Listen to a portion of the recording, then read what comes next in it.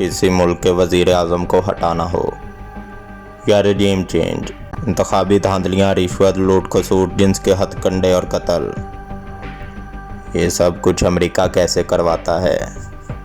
America के काले करतूतों से पर्दा उठाती पेशे खिदमत है, अमेरिका का असली चेहरा दिखाती इकनॉमिक हिटमैन की कहानी।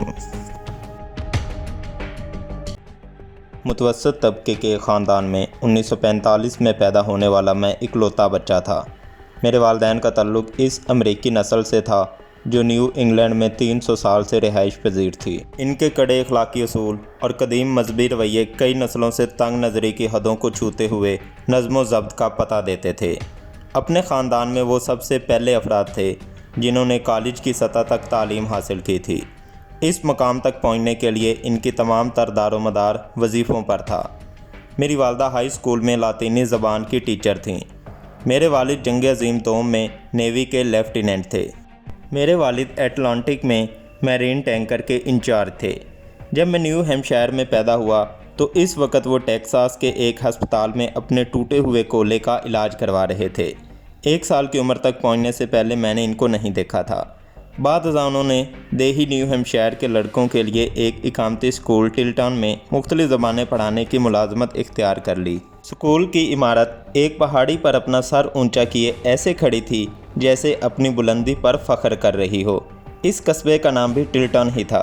इस खुसूसी इदारे का दस्तूर था कि हर ग्रेड लेवल में सिर्फ 50 तलबा दाखिल किए जाते थे। तलबा ज़्यादातर ब्यूनस आयर्स, क्रॉसकॉस, बूस्टन और न्यूयॉर्क के दौलतमंद ख़ानदानों के चश्मो चिराग हुआ करते थे। मेरे घराने में रुपए पैसे की कमी महसूस होती थी, लेकिन हम गुर्बत की ज़द में भी नहीं आते थे। स्कूल के इसासा की तनख्वाहें अगरचे कम थीं, लेकिन हमारी तमाम ज़रूरियात स्कूल पूरी किया करता था। मसलन खुराक, रिहाइश, पानी, सर्दी से बचाव, लान को दुरुस्त करना और बर्फ़ हटाने के तमाम इंतज़ामात स्कूल की तरफ से बिला मुआवजा थे। अपनी चौथी सालगिरह ही से मैं प्रेप स्कूल के डाइनिंग रूम में खाना खाता था। मेरे वालिद जिस फुटबॉल टीम के कोच थे, इनकी देखभाल मैं ही किया करता था और लॉकर रूम में खिलाड़ियों को तौलिए थमाया करता था। ये बात गालिबन कम बयानी होगी अगर ये कहा जाए कि टीचर्स और इनकी बेगमात अपने आप को मकामी लोगों की निस्बत बरतर समझते थे। मैं अपने वालिदैन को मजाक के तौर पर यह कहते हुए सुनता था कि हम इस जागीर के आका हैं और इन घटिया पेंडू किसानों पर हाकिम हैं। मुझे इस बात की समझ थी कि ये बात वो महज मजाक के तौर पर नहीं कहते थे। मेरे इब्तदाई और मिडल स्कूल के दोस्तों का ताल्लुक़ इसी पेंडू तबके से था। ये लोग बहुत ही गरीब थे। इनके वालिदैन मट्टी में काम करने वाले किसान, लकड़हारे और कारखानों के मज़दूर थे। मेरे वालिदैन पेंडू लड़कियों से मेरा मेल जोल पसंद नहीं करते थे। वो इनको फोहड़ और तवाइफ कहा करते थे। मैं पहली जमात से ही इन लड़कियों से स्कूल की किताबों और रंगीन चाकों का तबादला किया करता था और कुछ मुद्दत गुजरने के बाद मैंने इनमें से 3 लड़कियों के साथ मोहब्बत भी की, एन, प्रसीलिया और जोडी। मैं अपने वालिदैन का नुक्ता नज़र समझने से कासिर था, लेकिन बिलाखिर मैंने इनकी राय का एहतराम किया। हर साल मौसम गर्मा की 3 माह की छुट्टियां मनाने के लिए हम एक झील के किनारे हट जाया करते थे जो मेरे दादा ने 1921 में बनाई थी। ये चारों तरफ से जंगलात से घिरी हुई थी और रात के वक्त हम उल्लुओं और पहाड़ी शेरों की आवाज़ें सुना करते थे। हमारा कोई हमसाया नहीं था। गिरदो नवा में मैं वाहिद बच्चा था। मैं इब्तदाई सालों में इस अफसानवी तसव्वुर के ज़ेरे असर वक्त गुजारता था जैसे ये दरख्त राउंड टेबल के जंगजू नाइट हों और एन, प्रसीलिया और जोडी मुसीबत में घिरी 2 शीज़ाएँ। 14 साल की उम्र में मुझे टिल्टन स्कूल में मुफ्त तालीम हासिल करने का मौका मुयस्सर आ गया। वालिदैन के उकसाने पर मैंने इस कस्बा की हर चीज़ से मुँह फेर लिया और अपने पुराने दोस्तों को भी कभी नहीं देखा। जब मेरे नए हम जमात छुट्टियां गुजारने अपने आलीशान घरों को चले गए तो मैं इस पहाड़ी मकाम पर तन्हा रह गया।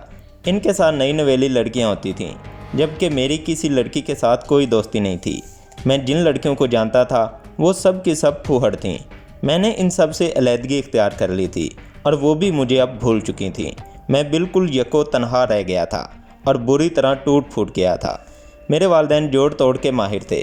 उन्होंने मुझे यकीन दिलाया कि तुम कितने खुशकिस्मत हो कि तुम्हारे सामने आलीशान मौके मौजूद हैं और एक दिन ज़रूर तुम्हें इस बात का एहसास होगा। एक दिन तुम्हें कामिल बीवी मिलेगी जो हमारे बुलंद इखलाकी मेयार से मुताबिकत रखती होगी। ये बातें सुनकर मैं अंदर से पेचो ताब खाता रहता था। मैं जिनसे मुखालिफ के कुर्ब का मुतलाशी था। ایسے میں ایک پھوہڑ عورت کا تصور بھی پرکشش تھا۔ بغاوت پر اتر آنے کی بجائے میں نے اپنا غصہ ٹھنڈا کیا اور پختہ عزم کیا کہ میں اپنی مایوسی کا مداوع دوسروں پر سبقت لے جانے سے کروں گا۔ میں آنرز کا طالب علم تھا، 2 یونیورسٹی ٹیموں کا کپتان اور اسکول کے اخبار کا ایڈیٹر۔ میں نے مضبوط ارادہ کیا ہوا تھا کہ میں اپنے امیر ہم جماعتوں سے آگے نکلوں گا اور ٹلٹن کو ہمیشہ کے لیے خیر آباد کہہ دوں گا۔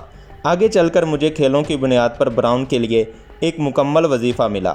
میرے والد نے مجھے سمجھایا کہ خدا نخواستہ کھیلوں کی دنیا میں تمہاری ٹانگ ٹوٹ جائے تو کیا یہ بہتر نہیں کہ تم تعلیمی وظیفے کی طرف جاؤ۔ میں بل کھا کر رہ گیا۔ میرے خیال کے مطابق مڈل بری محض ٹلٹن ہی کی توسیع یافتہ شکل تھی، اس فرق کے ساتھ کہ وہ دیہی نیو ہیمپشائر کی بجائے دیہی ورمنٹ میں واقع تھی۔ مانا کہ یہاں مخلوط تعلیمی نظام مروج تھا، لیکن میں ایک غریب طالب علم تھا اور باقی سب دولت مند خاندانوں سے تعلق رکھتے تھے۔ علاوہ ازیں میں گزشتہ 4 سالوں میں کسی لڑکی کے ساتھ مل کر سکول نہیں گیا تھا۔ مجھ میں خود اعتمادی کا فقدان تھا۔ میں اپنے آپ کو دوسروں سے کم تر سمجھتا تھا اور حقیقت یہ ہے کہ میں بہت زیادہ غم زدہ تھا۔ میں نے والد کو منانے کی کوشش کی کہ میں اس چکر سے باہر ہی رہوں یا کم از کم 1 سال کے لیے اس میں شمولیت اختیار نہ کروں۔ میں بوسٹن جانا چاہتا تھا تاکہ زندگی اور خصوصاً عورتوں کے بارے میں مزید کچھ جان سکوں۔ وہ یہ سب کچھ سننے کے لیے تیار نہیں تھے۔ ان کی دلیل یہ تھی کہ میں دوسرے بچوں کو کالج جانے کے لیے کیسے کہہ سکتا ہوں جبکہ میرا اپنا بیٹا ہی کالج میں ٹکنے کے لیے تیار نہیں۔ رفتہ رفتہ مجھ پر یہ بات عیاں ہوتی چلی گئی کہ زندگی اتفاقات کا مجموعہ ہے۔ پتے کی بات یہ ہے کہ ان اتفاقات کے بارے میں ہمارا کیا رد عمل ہوتا ہے۔ تقدیر کے داؤ پیچ کی حدود میں رہتے ہوئے ہمیں جو مختلف انواع مواقع نصیب ہوتے ہیں، ان میں سے ہم کس کا انتخاب کرتے ہیں اور اسی سے طے ہوتا ہے کہ ہم کون ہیں۔ 2 بڑے اتفاقات جنہوں نے میری زندگی کی ترتیب دی وہ مڈل بری میں پیش آئے۔ پہلا واقعہ ایک ایرانی کی شکل میں ظہور پذیر ہوا جو کہ ایک جرنیل کا بیٹا تھا۔ جرنیل خود شاہ ایران کا ذاتی مشیر تھا۔ دوسرا ایک حسین و جمیل نوجوان لڑکی این جو میرے لڑکپن کے تخیلات کی محبوبہ تھی۔ پہلا جس کو میں نے فرحاد کے نام سے پکاروں گا، میرے ساتھ روم میں پیشہ ورانہ فٹ بال کھیل چکا تھا، جس کا جسم کسرتی، بال سیاہ گھنگرالے، بھوری ملائم آنکھیں اور مجموعی مقناطیسی شخصیت کا ایسا سحر تھا کہ عورتیں اس کے سامنے بے بس ہو جاتی تھیں۔ وہ بہت سی باتوں میں میرا الٹ تھا۔ اس کو دوست بنانے کے لیے مجھے بہت تگ و دو کرنا پڑی۔ اس نے مجھے بہت سی باتیں سکھائیں جو آنے والے وقت میں میرے لیے بہت کارآمد ثابت ہو سکتی تھیں۔ میں این سے بھی ملا، اگرچہ وہ انتہائی سنجیدگی کے ساتھ ایک ایسے نوجوان کے ساتھ محبت کی پینگیں چڑھا رہی تھی جو کسی دوسرے کالج کا طالب علم تھا۔ اس کے باوجود اس نے مجھے اپنے دامن میں پناہ دی۔ ہماری پاکیزہ محبت کا وہ پہلا رشتہ تھا جس کا مجھے تجربہ ہوا۔ فرحاد نے مجھے شراب نوشی، پارٹیوں میں جانے اور والدین کو نظر انداز کرنے کا حوصلہ دیا۔ میں نے فیصلہ کر لیا کہ والد کے ساتھ کھاتا برابر کرنے کے لیے میں تعلیمی لحاظ سے لنگڑا لولا ہو جاؤں گا۔ میرے گریڈ گرتے چلے گئے اور میرا وظیفہ بھی ختم ہو گیا۔ تعلیمی سال کے دوسرے سال کے درمیان میں نے فیصلہ کیا کہ تعلیم جاری نہیں رکھوں گا۔ میرے والد نے مجھے دھمکی دی کہ وہ مجھ سے تعلقات ختم کر لیں گے۔ فرحاد نے میرے امکانہ اقدام میں ہمت بڑھائی۔ میں ایک طوفانی کیفیت میں ڈین کے دفتر میں داخل ہوا اور سکول چھوڑنے کا اعلان کر دیا۔ یہ میری زندگی کا انتہائی نازک مرحلہ تھا۔ فرحاد اور میں نے قصبے میں اپنی آخری رات ایک مقامی بار میں بنائی۔ نشے میں دھت ایک دیو ہیکل کسان نے میرے اوپر الزام عائد کر دیا کہ میں اس کی بیوی کے ساتھ محبت کی پینگیں بڑھا رہا تھا۔ اس نے مجھے اوپر اٹھایا اور ایک دیوار پر دھکیل دیا۔ فرحاد ہم دونوں کے بیچ میں آ گیا۔ دفعتاً اس نے چاقو نکالا اور کسان کے گلے کو چیر ڈالا۔ پھر وہ کمرے میں کھینچتا ہوا مجھے ایک طرف لے گیا اور کھڑکی سے باہر دھکیل دیا۔ میں نیچے بہنے والی ندی سے کافی بلندی پر واقع ایک کگر پر گرا۔ وہاں سے ہم نے چھلانگ لگائی اور دریا کے کنارے دوڑتے ہوئے اپنے کمرے میں پہنچے۔ اگلی صبح جب کیمپس پولیس نے پوچھ گچھ کی تو میں نے کسی ایسے واقعے سے کتن لا علمی کا اظہار کر دیا، لیکن فرحاد کو کالج سے نکال دیا گیا۔ ہم دونوں بوسٹن چلے گئے اور وہاں ایک اپارٹمنٹ میں اکٹھے رہنے لگے۔ میں نے امریکن سنڈے اخبار میں چیف ایڈیٹر کے ذاتی معاون کی حیثیت سے ملازمت کر لی۔ 1925 میں میرے چند دوست فوجی خدمات کے لیے بلا لیے گئے۔ میں نے اس آفت سے بچنے کے لیے بوسٹن یونیورسٹی کے بزنس ایڈمنسٹریشن کالج میں داخلہ لے لیا۔ اس وقت تک این اپنے دوست کے ساتھ تعلقات ختم کر چکی تھی اور وہ اکثر مڈل بری سے مجھے ملنے آیا کرتی تھی۔ میں اس کی کرم فرمائی پر دل و جان سے اس کو خوش آمدید کہتا تھا۔ وہ 1967 میں گریجویشن کر چکی تھی، جبکہ میرا ابھی 1 سال باقی تھا۔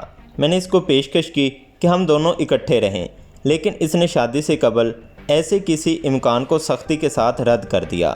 میں بطور مذاق اس انداز کو بلیک میلنگ کہا کرتا تھا۔ مجھے ایسے لگا جیسے اس کی یہ فرسودہ اور مصنوعی حیاداری والی سوچ میرے والدین کے اخلاقی اصولوں کا ہی ایک پر تھی۔ تاہم میں اس کی رفاقت سے پوری طرح لطف اندوز ہو رہا تھا، لیکن اس سے زیادہ میں اس بات کا خواہش مند تھا کہ ہم شادی کر لیں۔ این کے والد انتہائی ذہین و فطین انجینئر تھے اور انہوں نے ایک اہم قسم کی میزائل کے لیے نیویگیشن سسٹم ایجاد کیا تھا، جس کی بنا پر ان کو نیوی میں ایک اعلیٰ عہدے پر فائز کیا گیا تھا۔ ان کے بہترین دوست، جن کو این انکل فرینک، یہ ان کا اصل نام نہیں ہے، کہہ کر پکارا کرتے تھیں، نیشنل سیکورٹی ایجنسی میں ایگزیکٹو کے عہدے پر فائز تھے۔ یہ ادارہ NSA، جس کو بہت کم لوگ جانتے ہیں، بعض پہلوؤں سے ملک کا سب سے بڑا جاسوس ادارہ ہے۔ ہماری شادی کے تھوڑے عرصے بعد فوج کی طرف سے مجھے میڈیکل کے لیے بلایا گیا۔ میں میڈیکل میں فٹ قرار پایا اور گریجویشن کے بعد ویتنام جانے کا خطرہ سر پر منڈلانے لگا۔ اگرچہ جنگ میرا پسندیدہ موضوع رہا ہے، لیکن جنوب مشرقی ایشیا میں جنگ کے تصور سے بھی میں جذباتی طور پر ٹوٹ پھوٹ گیا تھا۔ میں اپنے سامراجی آباء کی رزمیہ داستانوں کے زیر سایہ پروان چڑھا ہوں۔ ان میں تھامس پین اور ایتھن ایلن بھی شامل ہیں۔ میں نے نیو انگلینڈ اور نیو یارک کے وہ تمام میدان جنگ دیکھے ہیں جن میں فرانسیسی، انڈین اور انقلابی جنگیں لڑی گئیں۔ میں نے وہ تمام تاریخی ناول پڑھ ڈالے جن تک میری رسائی ہو سکی۔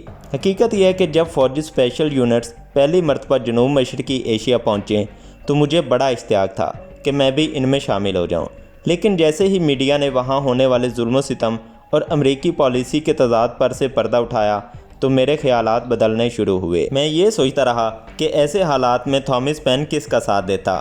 مجھے یقین تھا وہ ضرور ہمارے دشمن ویٹ کانگ کا ساتھ دیتا۔ اس صورتحال میں انکل فرینک میرے نجات دہندہ بن کر آئے۔ انہوں نے مجھے بتایا کہ NSA کی ملازمت میں یہ سہولت ہے کہ اس کی وجہ سے لازمی فوجی خدمات کو مؤخر کیا جا سکتا ہے۔ انہوں نے اپنی ایجنسی میں میٹنگز کا ایک سلسلہ شروع کروایا جس میں دن بھر کی تھکا دینے والی طویل لکھائی شامل تھی۔ مجھے بتایا گیا کہ ان ٹیسٹوں کے ذریعے یہ طے کیا جائے گا کہ میں NSA میں داخلے اور تربیت کے لیے موزوں امیدوار ہوں۔ اگر ایسا ہوا تو اس کے ذریعے میرے مثبت اور منفی پہلو کھل کر سامنے آ جائیں گے اور انہی نکات کی بنا پر میرے مستقبل کا نقشہ بنے گا۔ ویتنام جنگ کے بارے میں میرا جو رد عمل تھا، اس کو دیکھتے ہوئے مجھے پورا یقین تھا کہ میں اس ٹیسٹ میں فیل ہو جاؤں گا۔ ان امتحانات کے دوران میں نے تسلیم کیا کہ ایک وفادار امریکی کی حیثیت سے میں جنگ ویتنام کا مخالف ہوں، اور اس وقت میری حیرت کی کوئی انتہا نہ تھی جب میں نے دیکھا کہ انٹرویو لینے والوں نے اس موضوع کو چھیڑا تک نہیں۔ ان کی بجائے ان کی توجہ کا مرکز میری پرورش، والدین کی جانب میرا رویہ اور میری وہ جذباتی کیفیت تھی کہ میں بے شمار دولت مند اور دولت ہی کو سب کچھ سمجھ لینے والوں کے درمیان ایک غریب مسکین بچہ تھا۔ انہوں نے میری اس مایوسی اور جھنجھلاہٹ کو بھی خوب کھنگالا جو عورت، سیکس اور دولت نہ ہونے کی وجہ سے میرے اندر موجزن تھی۔ اس کے علاوہ ان کی توجہ کا مرکز میری خیالی دنیا اور ناقابل تسکین خواہشات کا وہ تانا بانا تھا جو میرے گرد بنا جا رہا تھا۔ انہوں نے فرحاد کے ساتھ میرے تعلقات کو جتنی اہمیت دی وہ میرے لیے حیران کن تھی، اور اس کو بچانے کے لیے میں نے کیمپس پولیس سے جو جھوٹ بولا تھا، اس میں ان کی دلچسپی بھی ایک معمہ تھی۔ یہ تمام معاملات شروع میں تو مجھے منفی لگے اور میں نے سوچ لیا کہ NSA میں کامیابی ممکن نہیں، لیکن انٹرویو کا سلسلہ جاری رہا جس کی وجہ سے تصویر کا دوسرا رخ نظر آنے لگا۔ یہ بات مجھے چند سالوں بعد معلوم ہوئی کہ NSA کے نقطہ نظر سے یہ تمام منفی پہلو در حقیقت مثبت تھے۔ ان کی تشخیص کا محور میری ملک سے وفاداری کم اور میری ذاتی محرومیاں اور جھنجھلاہٹ زیادہ تھی۔ والدین سے ناراضگی، عورتوں کا خوف اور ایک اچھی زندگی گزارنے کی تمنا، یہ وہ معاملات تھے جن کی جانب ان کا میلان شدید تھا۔ وہ یہ بات سمجھ چکے تھے کہ اس شخص کو اپنے ڈھب پر لایا جا سکتا ہے۔ اسکول کی تعلیمی سرگرمیوں اور کھیل کے میدان میں دوسروں پر سبقت لے جانے کا عزم، والد کے خلاف میری بغاوت، غیر ملکیوں سے گھل مل جانا اور بلا جھجک پولیس کے سامنے جھوٹ بول دینا، یہ وہ خصوصیات تھیں جن کی انہیں تلاش تھی۔ مجھے بعد میں معلوم ہوا کہ فرحاد کے والد ایران میں موجودہ امریکی انٹیلیجنس گروہ کے لیے کام کرتے تھے۔ اس لحاظ سے فرحات کے ساتھ میری دوستی یقیناً ایک مثبت پہلو لیے ہوئے تھی۔ NSA ٹیسٹ کے چند ہفتے بعد مجھے یہ پیشکش ہوئی کہ چند ماہ بعد جو مجھے یونیورسٹی ڈگری ملنے والی تھی وہ حاصل کر کے میں جاسوسی کے فن میں تربیت حاصل کروں۔